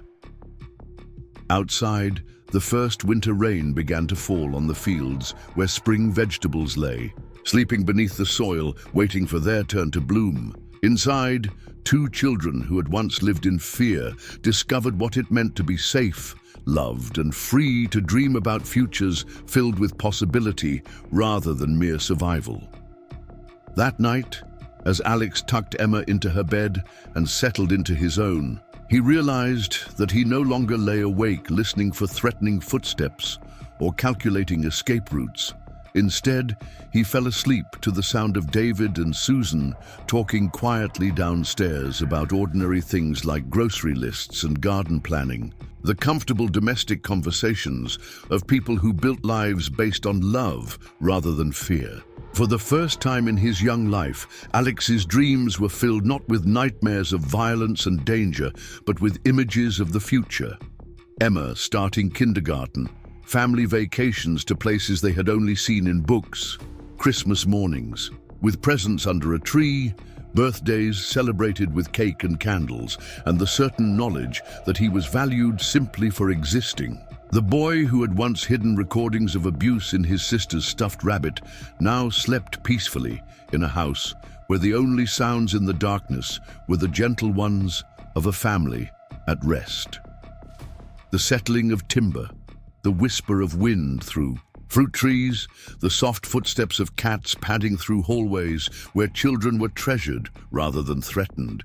Alex and Emma Rodriguez Miller had found their way home at last, not to the place where they had been born, but to the place where they belonged, surrounded by people who understood that every child deserves to be safe, loved, and free to discover the amazing people they were meant to become. 2 years had passed since that scorching night when Alex Rodriguez carried his unconscious sister through the desert streets of Riverside, and the transformation in both children was nothing short of miraculous. The Miller farm had become their sanctuary, a place where healing happened not through dramatic interventions, but through the steady accumulation of safe days and peaceful nights. Alex, now 10 years old, had grown taller and stronger, but more importantly, he had learned to carry himself with the confidence of a child who knew he was valued and protected. His hands, once scarred by scalding soup, bore only faint marks that would fade completely as he continued to grow. The emotional scars had proven more persistent, but they too were healing under the patient care of Dr. Rachel Thompson and the unwavering love of David and Susan Miller. The tablet that had once been hidden in Coco's secret compartment now sat openly on Alex's desk in their shared bedroom. No longer a repository for evidence of abuse, but a tool for creativity. Alex had discovered a passion for digital storytelling, creating animated videos that combined his artistic talents with his natural gift for narrative. His latest project was a series about children who overcame impossible odds through courage and determination, stories that helped other kids understand that they weren't alone in their struggles. Emma, now 6 years old and thriving in first grade, had blossomed into a confident, curious child whose laughter filled the Miller farmhouse with joy. The selective mutism that had characterized her final months with Miguel was a distant memory, replaced by an almost constant stream of questions about everything from why chickens laid different colored eggs to how computers could store moving pictures. Her shoulder bore a small scar from that terrible night, but Emma wore it like a badge of courage rather than shame. She had learned from Dr. Thompson that scars told stories of survival, and Emma's story was one of a little girl who had been protected by the bravest big brother in the world. The stuffed rabbit Coco still held a place of honor on Emma's bed, but his secret compartment now contained treasures of a very different sort. Drawings from her classmates, pressed flowers from Susan's garden, and a special rock she had found that was shaped exactly like a heart. The rabbit had transformed from a keeper of dark secrets to a guardian of happy memories. On this particular October morning, Alex stood at the kitchen window, watching Emma help David collect eggs from their chicken coop. The sight of his sister giggling as she chased a particularly stubborn hen around the yard filled Alex with a contentment so profound it sometimes took his breath away. There had been a time when he couldn't imagine Emma laughing without fear, when her joy seemed as distant and impossible as the mountains that ringed their desert valley. "Penny for your thoughts," Susan said, joining Alex at the window while she prepared their breakfast. Over the past 2 years, Susan Miller had become everything Alex had dreamed a mother could be. Patient, nurturing, endlessly creative in finding ways to help her children heal and grow. "I was thinking about how different everything is now," Alex said, accepting the glass of fresh orange juice Susan offered him. The oranges came from trees in their own backyard, a luxury that still amazed Alex even after 2 years of abundance. "Different how?" Susan asked, though her knowing smile suggested she understood exactly what Alex meant. "Emma's laughing," Alex said simply. "Really laughing, not just pretending to be happy to keep someone from getting angry, and I'm not worried about protecting her every second of every day." Susan nodded, understanding the weight those words carried. "That's what healing looks like, sweetheart. Not a single moment of revelation, but thousands of small moments when you realize you're safe enough to just be children." The kitchen door burst open, and Emma rushed in carrying a basket full of warm eggs, her cheeks flushed with excitement and fresh air. "Alex, Alex, you have to come see! Henrietta laid a double yolk egg, and David says that's supposed to be good luck." Behind her, David Miller entered with his characteristic quiet smile, his hands dirt-stained from the morning's work in their vegetable garden. David had proven to be the kind of father Alex had only read about in books, steady, reliable, interested in his children's thoughts and dreams rather than threatened by them. "Good luck for what?" Alex asked, allowing Emma to drag him toward the door to see this miraculous egg. "For anything we want," Emma declared with the absolute certainty of a 6-year-old. "David says we should make a wish on it before we eat it." "What would you wish for?" Alex asked as they gathered around the kitchen table for breakfast. Emma considered this question with the seriousness she brought to all important matters. "I think I'd wish for Papa Miguel to get better," she said finally. "Not to come back or anything, but just to not be so angry and hurt all the time." The adults exchanged glances over Emma's head. This was progress of a different sort, the kind of emotional maturity that emerged only when children felt secure enough to extend compassion even to those who had harmed them. "That's a very kind wish," Susan said gently. "What about you, Alex?" Alex thought about his father, currently serving his sentence in a medium-security prison about 200 miles away. They had received exactly 1 letter from Miguel in the past 2 years, a rambling apology that managed to accept responsibility for his actions while still seeking sympathy for his circumstances.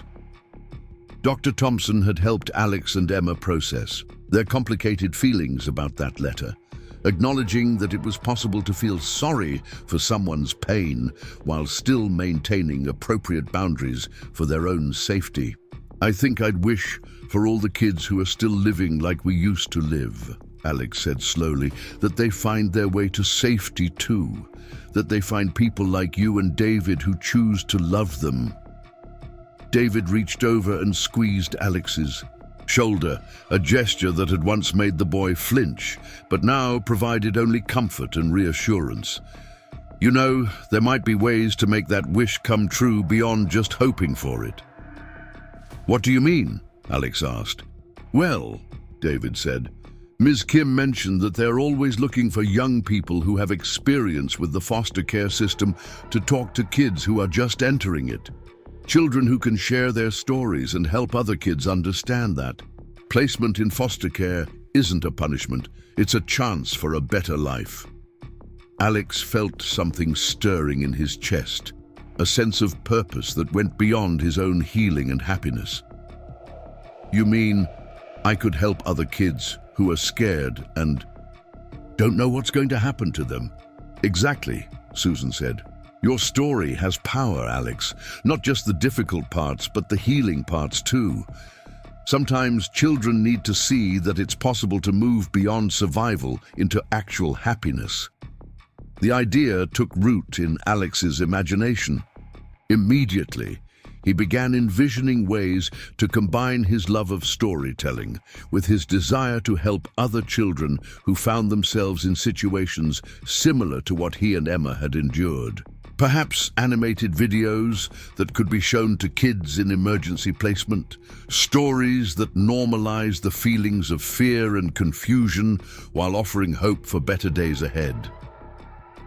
As they ate their breakfast, Alex found himself thinking about the recording tablet that had once been their lifeline to justice. Technology had served as their bridge from danger to safety, and perhaps it could serve the same function for other children who needed to document their experiences or simply find a way to tell their stories. "Could I maybe visit some of the foster families in the area?" Alex asked, "to talk to kids who are new to the system." "I think that could be arranged," David said. "Ms. Kim would probably love to have you as a volunteer once you're a little older. For now, maybe we could start by having you create some of those animated stories specifically for children in placement." Emma had been listening to this conversation with growing excitement. "Could I help too? I could draw pictures of Coco and tell kids about how stuffed animals can keep you safe even when everything else is scary." "I think that's a wonderful idea," Susan said, her voice thick with emotion. Watching her children transform their trauma into a desire to help others was perhaps the most powerful indicator of their healing that she could imagine. The remainder of their morning unfolded with the easy rhythm that had characterized their lives on the Miller farm. Alex helped David with the heavier garden work, while Emma assisted Susan with food preservation, learning to can the vegetables. They had grown themselves. These were skills that connected them to the land and to each other, practical knowledge that also served as metaphors for nurturing and growth. After lunch, Alex retreated to the computer setup David had created for him in a corner of their living room. The equipment was modest but functional, capable of supporting the animation software Alex had been learning to use with the help of online tutorials.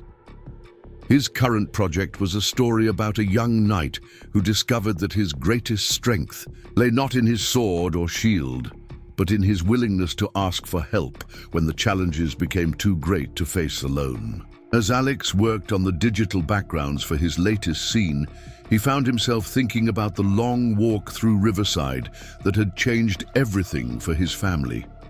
At the time, carrying Emma to the hospital had felt like the most desperate act of his young life, a last resort when all other options had been exhausted. Now, with the clarity that came from distance and healing, Alex could see that walk differently.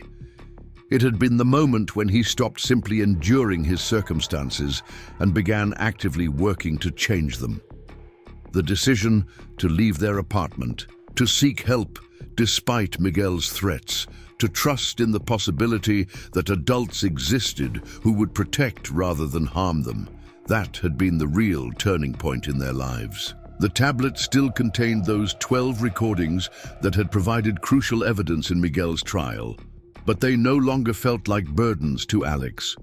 Instead, they had become proof of his own resilience, documentation of a child who had recognized injustice and found a way to bear witness to it. Dr. Thompson had helped Alex understand that his decision to record Miguel's abuse had been an act of incredible courage, the first step in his transformation from victim to survivor to advocate. As the afternoon wore on, Alex became absorbed in his animation work, crafting scenes that would help other children understand that asking for help was not a sign of weakness, but of wisdom. His cartoon knight learned to work with wizards and dragons and other magical creatures, discovering that accepting assistance from others made him stronger rather than diminished his independence. Emma appeared at his elbow around 3 o'clock, having finished her own projects for the day. She watched quietly as Alex manipulated the digital characters, occasionally offering suggestions about colors or movements that would make the story more engaging for younger viewers. "Alex," Emma said during a pause in his work, "do you ever think about what would have happened if we hadn't walked to the hospital that night?" It was a question Alex had considered many times over the past 2 years. "Sometimes," he admitted, "but Dr. Thompson says it's more important to think about what did happen because we were brave enough to seek help." I think about it," Emma said quietly. "I think maybe I would have died if you hadn't carried me to the doctors." Alex turned to face his sister fully, seeing in her serious expression a maturity that had emerged from their shared experiences.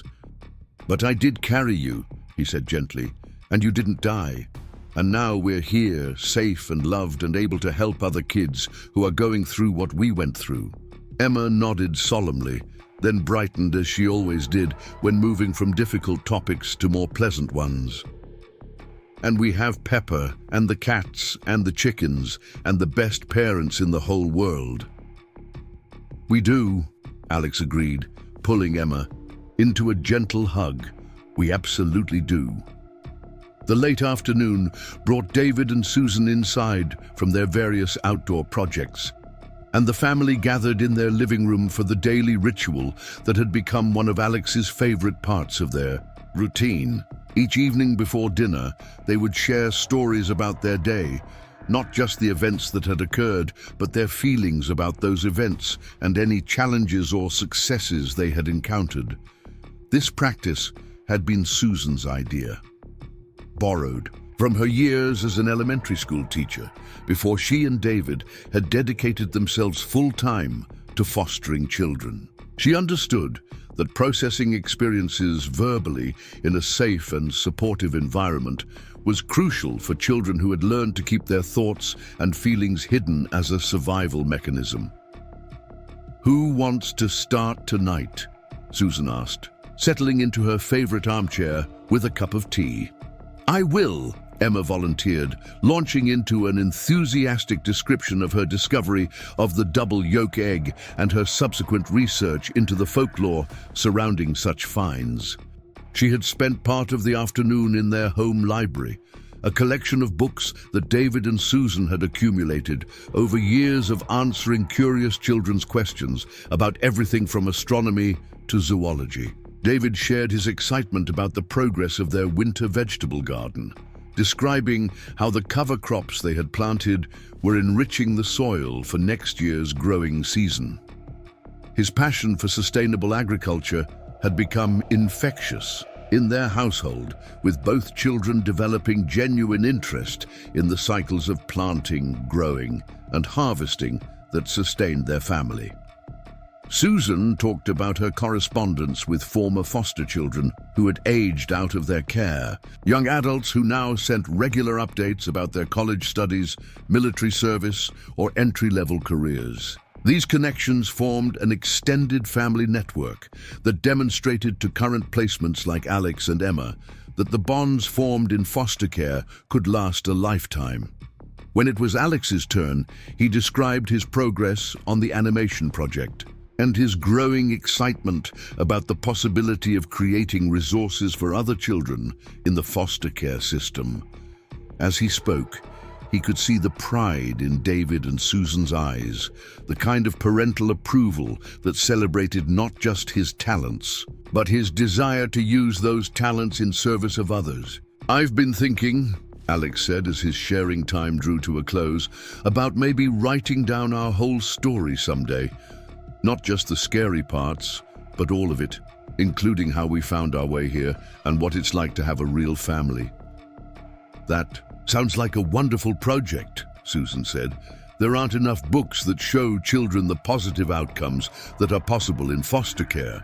Most of the stories focus on the trauma, but healing and happiness are just as important to document." Emma perked up at this suggestion. "Could I help write it? I remember lots of things about living with you and David that might be important for other kids to know." "Of course," Alex said. "It should be both of our story anyway." As dinner time approached, the family moved to their kitchen to prepare the evening meal together. This was another cherished ritual, with each family member contributing according to their abilities and interests. Emma was an enthusiastic salad maker, carefully washing vegetables and tearing lettuce with the concentration of a master chef. Alex had developed surprising skills in bread making, kneading dough with the same methodical precision he brought to his artwork. David and Susan worked as a team on the main course, their movements around the kitchen choreographed by years of cooking together. They maintained a running commentary about techniques and ingredients that served as informal cooking lessons for the children, building life skills that would serve Alex and Emma well as they continued to grow and eventually establish households of their own. The conversation during dinner continued the day's theme of planning for the future and finding ways to help other children who found themselves in situations similar to what Alex and Emma had experienced. David mentioned a conference for foster families that would be held in Los Angeles the following spring, suggesting that it might be an appropriate venue for Alex to share his story and his creative projects with a wider audience. "There will be social workers and foster parents from all over California," David explained. "People who work directly with children who have experienced trauma. Your animations and your story could provide valuable insights for adults who want to help kids heal." Alex felt a flutter of nervousness at the thought of speaking to a large group of adults, but the feeling was quickly overshadowed by excitement about the possibility of reaching more children who needed to hear messages of hope and healing. As the evening progressed and bedtime approached, Alex found himself reflecting on the remarkable transformation their lives had undergone. 2 years ago, bedtime had been a source of anxiety, a time when Miguel's unpredictable moods posed the greatest threat to their safety. Now, it was a peaceful conclusion to days filled with learning, creativity, and genuine affection. Their bedtime routine had evolved to include reading time, during which David or Susan would share stories that ranged from classic literature to contemporary books about children who overcame various challenges. Tonight, Susan had selected a book about a young girl who discovered her talent for photography and used her camera to document the beauty she found in unexpected places. As the story unfolded, Alex couldn't help but see parallels to his own journey from documenting darkness to creating light. The girl in the book learned that the same tool could be used to capture both difficult truths and transcendent beauty, depending on where she chose to point her lens. After the story ended and prayers were said and goodnight hugs exchanged, Alex lay in his bed, listening to the peaceful sounds of their farm settling into nighttime quiet. Through their open window, he could hear the gentle sounds of crickets and the distant lowing of cattle on neighboring properties. These were the sounds of safety, of a world where children could sleep without fear. In the bed across from his, Emma was already breathing with the deep rhythm of peaceful sleep, Coco tucked securely in her arms. The sight of his sister's relaxed face, unmarked by the tension that had once characterized even her sleep, filled Alex with gratitude so profound it felt like a physical weight in his chest. As Alex drifted towards sleep himself, his mind wandered to all the children who were at that very moment living in situations similar to what he and Emma had endured. He thought about 8-year-olds who were carrying responsibilities too heavy for their small shoulders, 4-year-olds who were learning to hide their tears to avoid provoking further anger, families trapped in cycles of pain that seemed impossible to break. But he also thought about the network of caring adults who worked every day to rescue children from those situations. Social workers like Ms. Kim, who fought through bureaucracy and budget constraints to find safe placements. Doctors like Dr. Martinez, who recognized the signs of abuse and took action to protect their young patients. Police officers like Deputy Williams, who treated child victims with dignity and respect. Most importantly, Alex thought about foster families like David and Susan, adults who opened their homes and hearts to children who had been damaged by the very people who should have protected them. These families took on the challenging work of helping traumatized children learn to trust again, to believe in the possibility of unconditional love, to understand that their worthiness was not dependent on their ability to avoid making anyone angry. Alex's last conscious thought before sleep claimed him was a prayer of gratitude for the chain of events that had led him and Emma to safety. The tablet hidden in Coco's secret compartment had provided the evidence needed to remove them from danger, but it was the courage to use that evidence, to trust in the possibility of help, that had truly saved their lives. Tomorrow would bring new opportunities to grow, to heal, to create, and to help others. Alex would continue working on his animation projects. Emma would continue blooming into the confident, joyful child she was meant to be, and together they would continue building the kind of family that chose love over fear, hope over despair, and healing over perpetual survival.